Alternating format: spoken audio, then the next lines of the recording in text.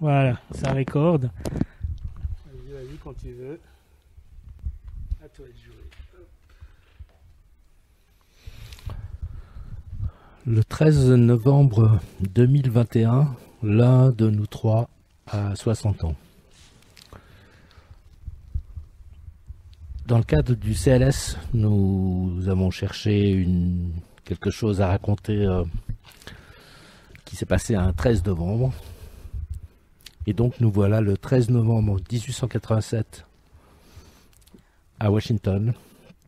Les 200 000 personnes suivent l'enterrement de 4 anarchistes qui ont été pendus le 11 novembre 1887.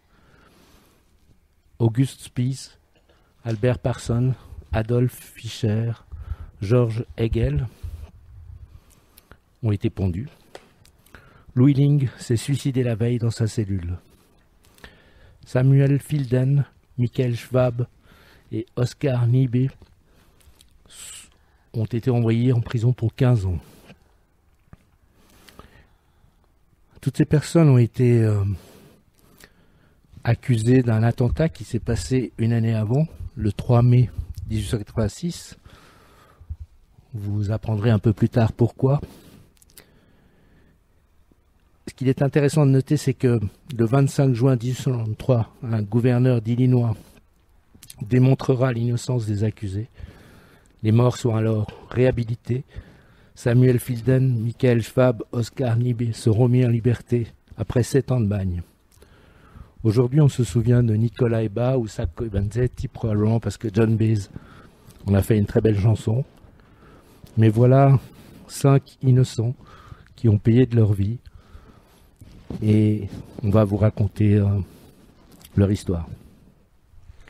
Alors effectivement, c'est un procès fantoche qui se tint dès le 21 juin 1886 à la cour criminelle du comté de Cook, dans le centre de Chicago. C'est le procès d'individus, mais c'est également le procès des anarchistes du mouvement ouvrier de la classe ouvrière sous couvert qui s'articule.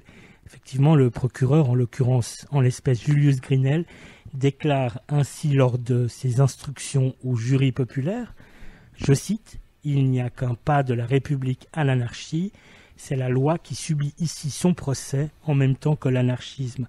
Ces 8 hommes ont été choisis parce qu'ils sont des meneurs, ils ne sont pas plus coupables que les milliers de personnes qui les suivent. Messieurs du jury, condamnez ces hommes, faites d'eux un exemple, faites-les pendre, et vous sauverez nos institutions et notre société. C'est vous qui déciderez si nous allons faire ce pas vers l'anarchie ou non. » Alors, en quelques mots, revenons à ce qui nous a mené à ce procès.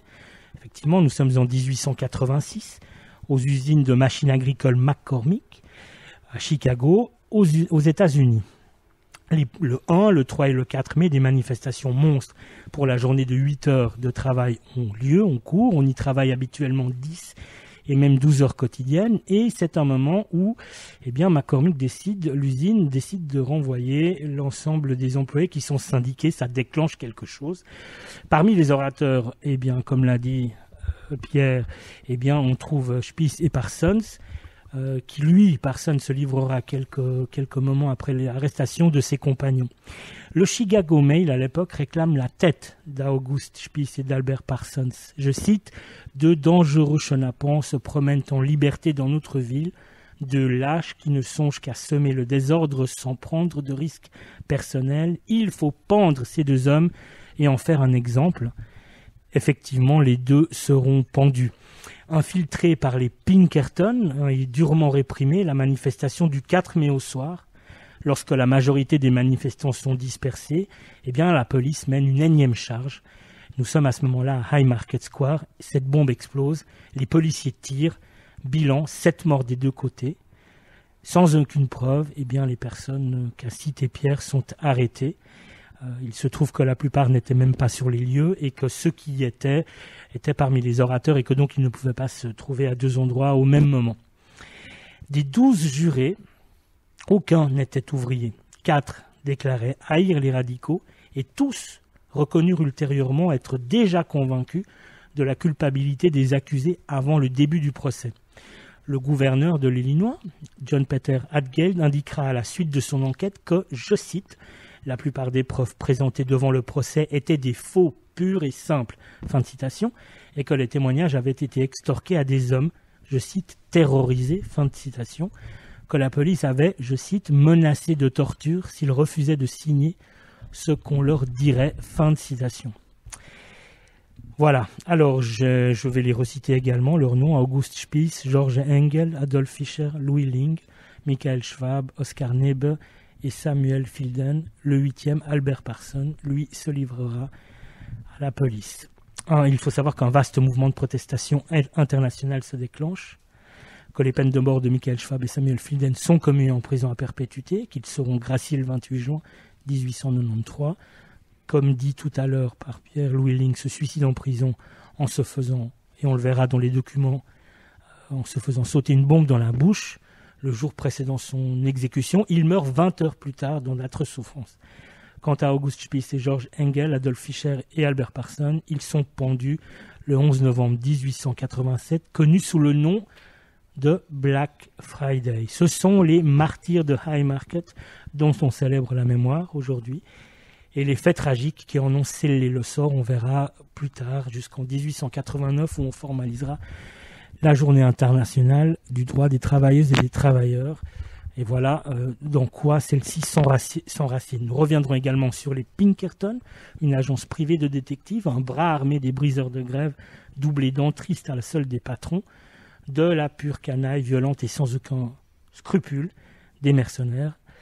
Et je ne peux m'empêcher de citer August Spiess, dont la citation est au monument qui leur est dédié. Alors je cite: « Le temps viendra », cette fameuse phrase, « le temps viendra où notre silence sera plus puissant que les voix que vous étranglez aujourd'hui ». Une dernière citation avant de céder la parole, celle de Louis Ling. « Qu'est-ce que l'anarchie ? Qu'est-ce que l'anarchie ?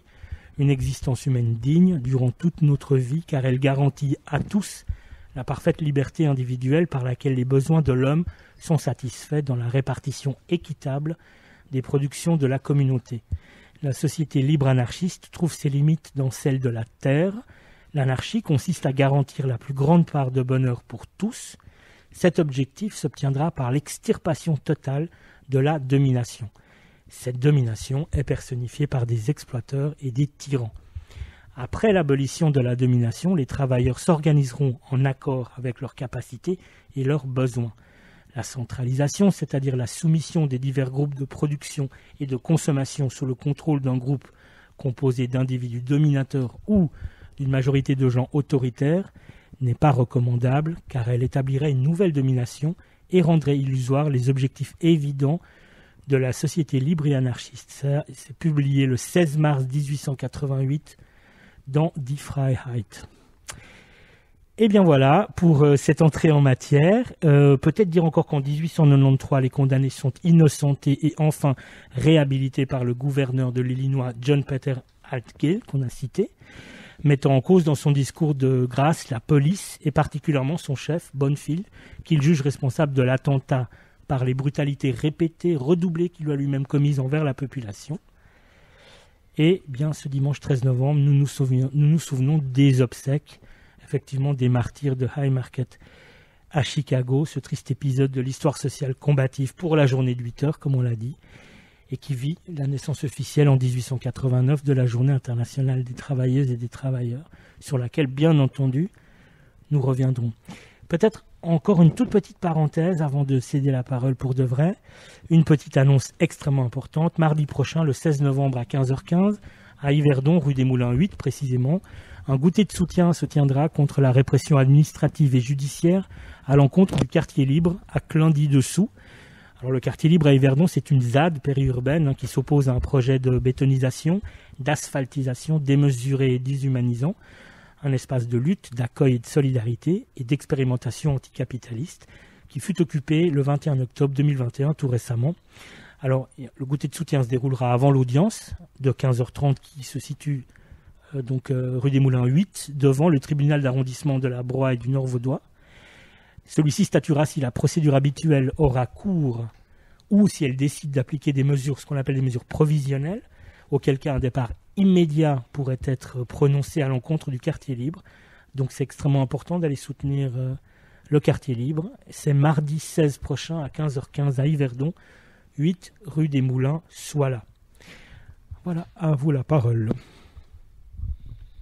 Merci William.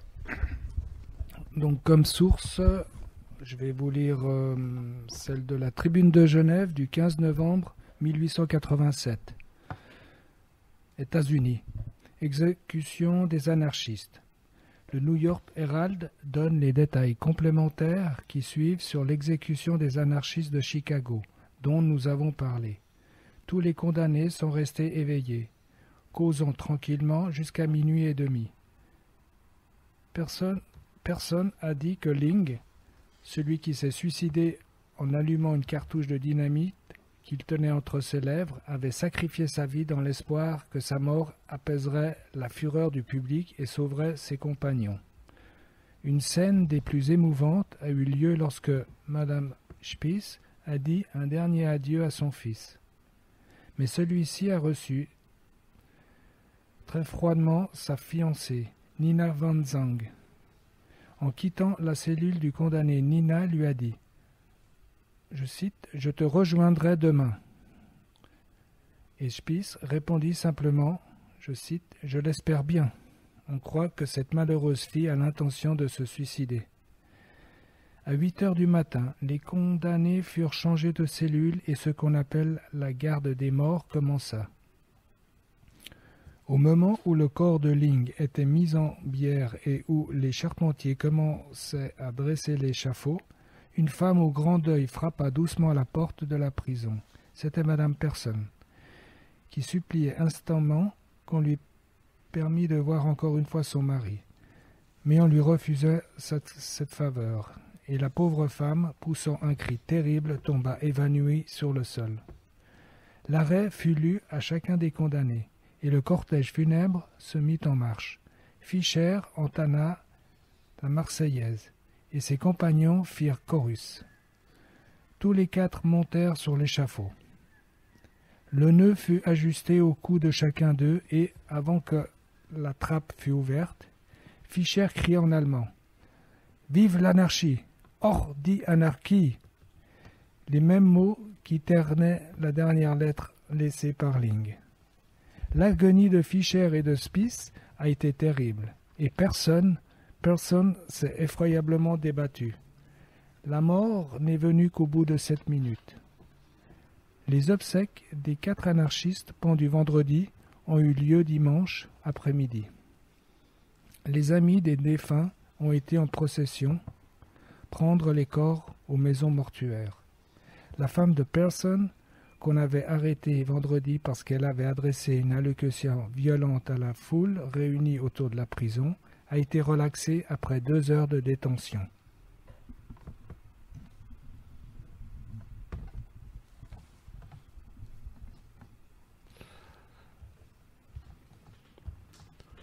On poursuit avec le Petit Parisien du 12 novembre 1987.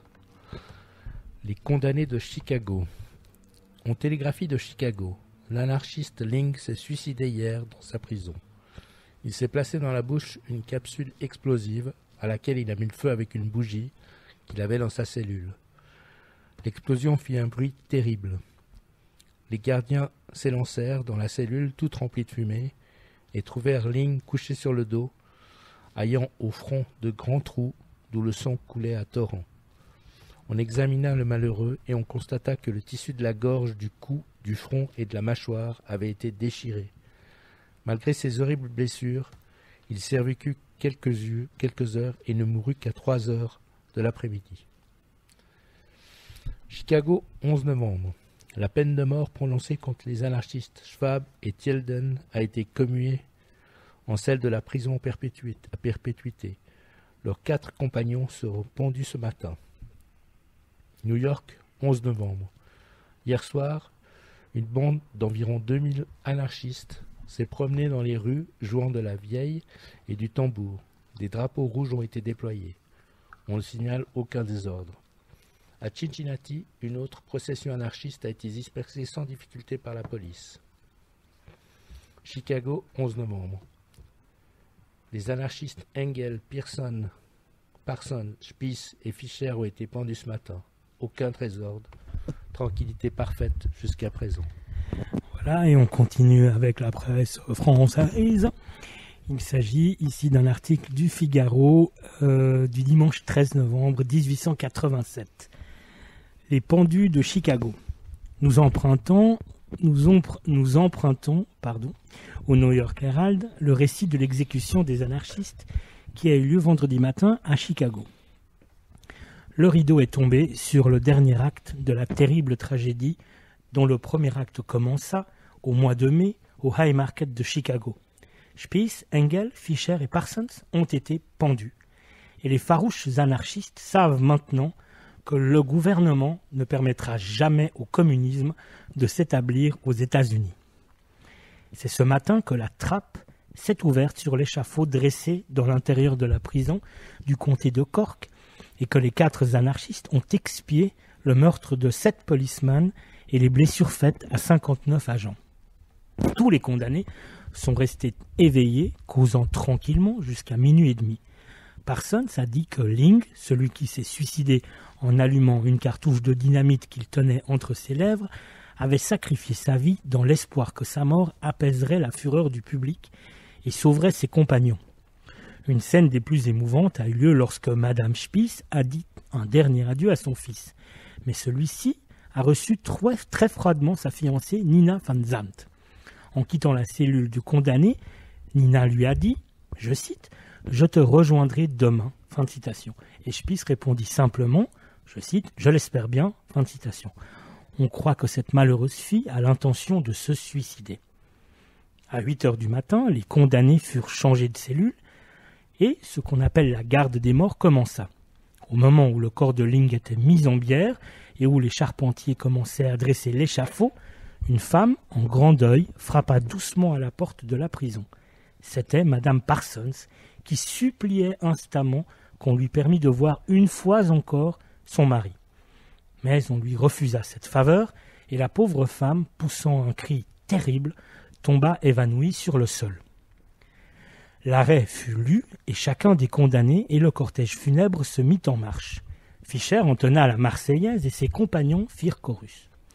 Tous les 4 montèrent sur l'échafaud, le nœud fut ajusté au cou de chacun d'eux, et avant que la trappe ne fût ouverte, Fischer cria en allemand « Vive l'anarchie, hors die Anarchie », les mêmes mots qui terminaient la dernière lettre laissée par Ling. L'agonie de Fischer et de Spies a été terrible, et Parsons s'est effroyablement débattu. La mort n'est venue qu'au bout de 7 minutes. Voici d'autre part le récit d'un témoin de ce drame. Malgré leurs crimes épouvantables, le sang-froid et le courage des condamnés provoqua un murmure d'admiration de la part de tous ceux qui étaient présents. Engel fit un jeu de mots au shérif et en rit lui-même de bon cœur. Parsons regardait en souriant la foule qui emplissait les corridors de la prison. Dès que les bonnets furent ajustés, Spies, se redressant, s'écria « C'est le moment le plus heureux de notre existence ». Ensuite, Parsons, rompant l'effrayant silence, dit « Me sera-t-il permis de parler, ô hommes et femmes de la chère Amérique? Laissez-moi parler, shérif Watson !» Les mots moururent sur ses lèvres. En une seconde, les corps des 4 suppliciés se balançaient au même gibet et le crime de Haymarket était vengé. Les cadavres de Fischer et de Parsons ont été remis à leur famille. Celui de Spies a été remis à sa mère. Celui d'Engel a été transporté dans une maison de l'avenue Milwaukee où habitent des amis du supplicié.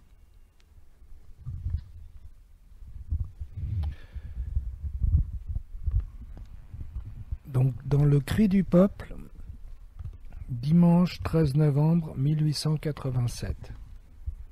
Les martyrs de Chicago.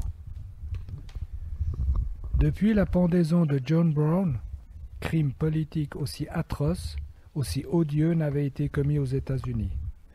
La jeune Amérique n'a plus rien à envier à la vieille Europe ensanglantée par de terribles répressions. Spies, Parsons, Engel et Fischer ont été pendus hier matin dans la prison de Chicago.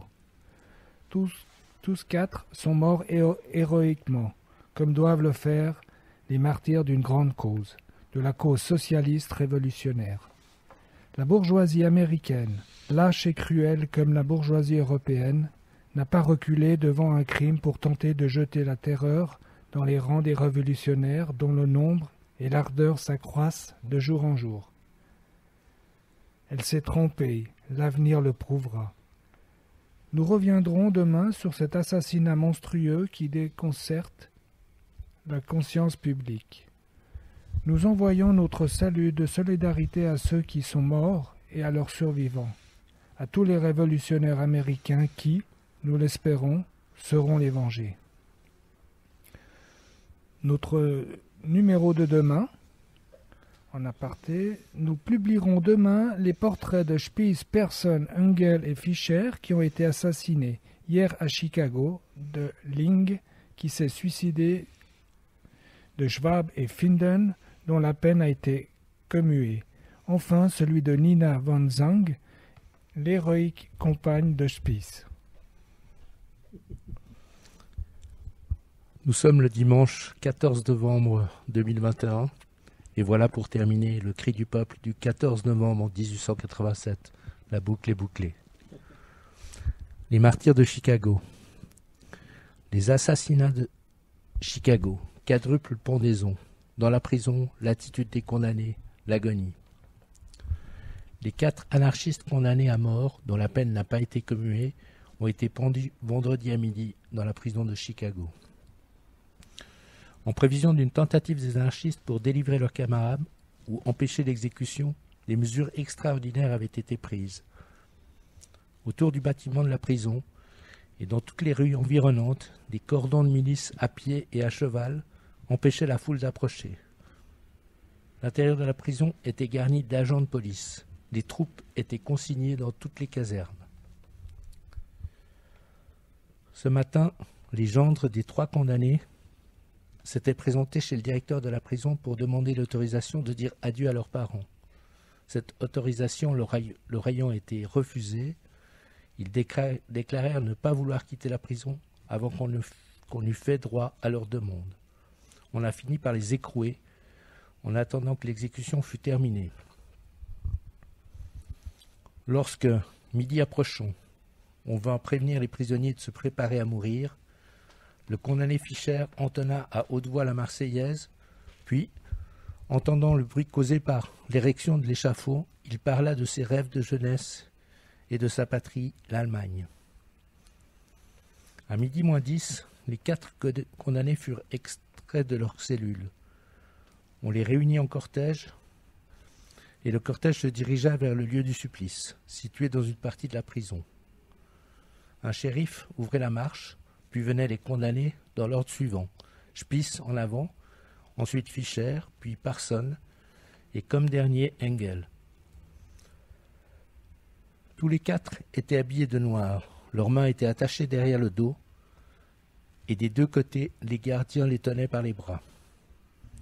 Lorsque l'exécuteur des autres œuvres ajusta le nœud coulant autour du cou d'Engel, celui-ci poussa le cri « Vive l'anarchie !» Spies et Persson avaient la face résolue et froide, Fischer de superbe indifférence, ainsi qu'il l'était dans la vie, semblait embrasser la mort. Il dit à haute voix que ce moment était le plus heureux de sa vie. Persson ouvrait la bouche pour parler lorsque la trappe s'ouvrit sous ses pieds. Il tomba dans le vide avant d'avoir pu prononcer un mot. Les dernières paroles de Spies ont été « Salutons, ou notre silence sera plus puissant que nos voix qu'on étrangle dans la mort. » L'agonie de Spies et Fischer a été terrible. Persson s'est débattu épouvantablement dans le vide. Leurs corps ont été placés dans des cercueils. Celui de Fischer et celui de Persson ont été portés par leurs femmes. Celui de Spies a été remis à sa mère. Celui d'Engel a été transporté dans une maison de l'avenue de Milwaukee. 250 personnes environ, parmi lesquelles beaucoup de journalistes, assistaient à l'exécution. Le soir, une foule considérable s'est massée dans l'avenue de Milwaukee. La population travailleuse de Chicago, tenue de longs mois sous la terreur, se réveille lentement. On n'a pas arrêté le mouvement ouvrier en pendant des hommes qui l'ont si longtemps et si courageusement dirigée. La bourgeoisie de Chicago, comme toutes les bourgeoisies, nous fait voir de quoi elle est capable. Sa haine féroce a dépassé les bornes et elle n'a pas craint d'exécuter son inique sentence, se croyant assez forte pour détruire, en tuant 4 militants, l'idée nouvelle et les revendications prolétariennes. Nos amis, nos frères de l'Illinois ont été pendus. Bravant, ils sont morts. Devons-nous nous contenter de les pleurer? Non, il y a autre chose à faire. Assez de protestations vaines. Aux actes, de graves événements vont se produire d'ici peu. Les 2 parties exploiteurs et exploités seront en présence. Il y aura bataille. Soyons prêts à la livrer. Et comme les martyrs de Chicago, soyons prêts aussi à mourir pour notre cause qui est celle de la justice. Vive la révolution sociale, vive l'anarchie. Édouard de Vertu.